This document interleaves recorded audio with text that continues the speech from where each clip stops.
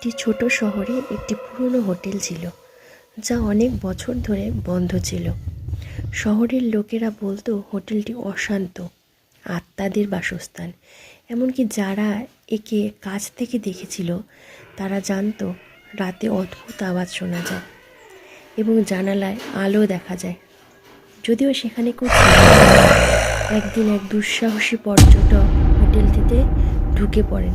তিনি শোনেন অনেক বছর আগে সেখানে একটি খুন হয়েছিল এবং খুনি তখনও তার অপরাধের জন্য প্রেত রূপে ভেসে বেড়াচ্ছে। রাতে যখন তিনি হোটেলের একটি কক্ষে শুয়েছিলেন, হঠাৎ দরজা খোলার আওয়াজ এবং আসবাবপত্রের নাড়াচাড়া শুনতে পান। তিনি বেরিয়ে যাওয়ার চেষ্টা করেন, কিন্তু সমস্ত দরজা যেন একে একে বন্ধ হয়ে যেতে থাকে। ততক্ষণে সেই